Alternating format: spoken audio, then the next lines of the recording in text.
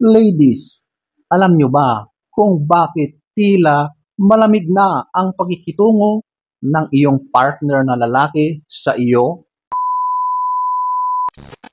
Hello guys! So, ang topic natin for today, mga rason kung bakit nawawala na ang interes ng lalaki sa iyo.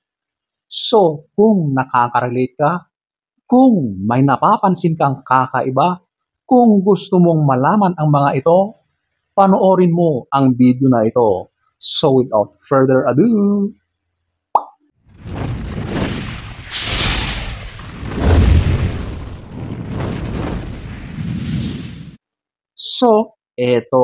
ating aalamin ang mga dahilan kung bakit wala nang interes or nanlalamig na ang partner mong lalaki sa iyo.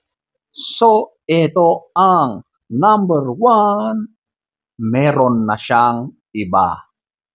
Masakit, pero yan ang katotohanan.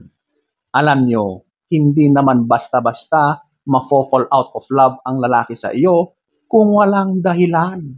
At madalas, ang dahilan ay merong iba. At yan ay meron na siyang ibang babae. Ganun po yun. Kapag nalaman mo na ang dahilan niyan ay ibang babae, nako, huwag ka nang magpilit, okay? Kasi hindi mo naman maibabalik yung dati niyang nararamdaman sa iyo kahit pa lumuhod ka sa harap niya, okay? Ang mga lalaki, kapag nakahanap na yan ng iba, wala na. Yung interest niya sa iyo ay naglaho na at yun na ay napunta sa ibang babae. Kaya kapag ganyan, huwag kang magsayang ng panahon. Huwag kang maghinayang. Release him. Okay? Let him go. So, ayan po, ang number 1. Number 2, ito, yung mayroong pagtataksil. So, ito naman ay sa part ng babae. Ikaw naman ang mayroong ibang kinahuhumalingan. Alam nyo, ang lalaki, yan ang isa sa worst fear nila na mangyari kapag siya ay nasa isang relasyon. Kaya kapag natuklasan niya na meron ka na palang iba maliban sa kanya, nako, sobrang dagok yan sa kanya. Masasakan talaga yan. Yan ang isa sa pinakamasakit na maaring mangyari sa lalaki. Alam nyo, ang lalaki, kapag natuklasan niya ang mga bagay na yan na pinaggagawa mo, talagang mawawala na yan ng gana sa iyo. Kahit mahal ka niyan, nako, mawawala na lahat ng mga dati niyang nararamdaman sa iyo. Yung interest niya, yung pagmamahal niya, maglalaho yan. Yung respeto niya sa iyo, wala na. Number 2. Number 3, ito, yung constant criticism or negativity. Ito, yung lagi, maya't maya, ay lagi mo siyang pinupuna. Lahat ng mga pinagsasabi mo towards sa kanya ay puro negatibo. Kapag lagi-laging ganito, siyempre darating yung araw na feeling niya ay upos na siya, drained na siya, wala na siyang gana. Kasi ang pakikitungo mo sa kanya ay lagi-laging ganyan. Wala ka na bang ibang sasabihin kundi na lang puro kritisismo?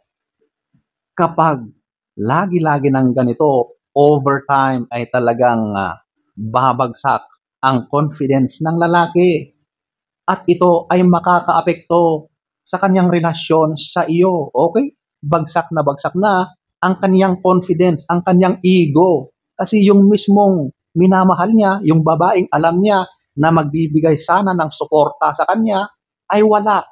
Puro criticism at negativity ang kanyang sinasabi sa kanya.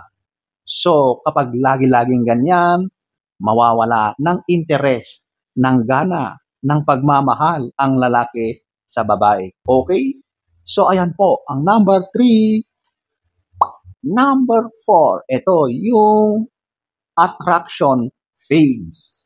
Wow, paulit-ulit kong sinasabi na ang lalaki ay mga visual na nilalang. Kaya kung ano man yung nakikita ng lalaki sa iyo, napakahalaga yon.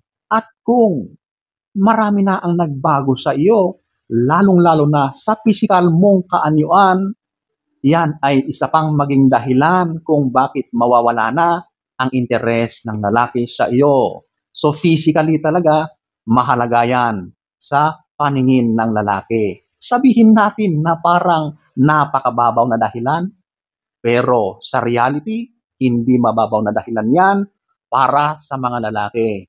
Kaya kapag medyo nagpapabaya ka na, naging relax ka na sa sarili mo, naku, bagu-baguhin mo yan. Maging kaakit-akit ka pa rin sa paningin ng partner mo, okay? Umayos ka, maging fit ka, hindi lang para sa partner mo, kundi pati sa sarili mo. Alam mo, kapag maayos or healthy, fit ang katawan mo, sigurado na ang ganda ng pakiramdam mo, yung confidence mo ay talagang apaw na apaw, di ba? Huwag kang magpabaya sa iyong sarili. Okay? Physically. So, ayan po, ang number 4. Number 5, ito, yung kawalan or lack of intimacy. Ito, yung physical na intimacy, emotional na intimacy. Alam mo, mahalaga ito sa isang relasyon. Lalaki man yan or babae. Mas lalo na yung physical na pakikitungo sa isang lalaki, napakahalaga yan. Okay? Ang lalaki, kapag hindi mo na naibibigay yung kagustuhan niya, yung bagay na yon, nako, big deal yan. Medyo talagang negative ang magiging impact niyan sa pagsasama ninyo kapag wala na yung bagay na yon sa iyong pagsasama. Kaya mahalaga na yung bagay na yon ay hindi mo ipinagkakait sa partner mong lalaki. Okay? At sa emotional naman, dapat ipinaparamdam mo na mahal mo siya, ipinapakita mo na suportado mo siya, at nandyan ka lagi kapag kailangan ka niya. Yan yung mga emotional na aspeto, di ba? So, yan ay mahalaga para sa isang relasyon na mas magiging matibay. Kaya kung napabayaan na yung mga ganyang aspeto, nako, isa yan sa mga dahilan kung bakit manlalamig, mawawalan ng interest ang lalaki. So ayan po, ang number 5. So ayan po ang iilan sa maraming dahilan kung bakit nawawalan na ng interest, ng gana, nanlalamig na ang lalaki sa'yo. So, sana ay nagustuhan nyo ang ating topic for today. Next story time, don't forget to subscribe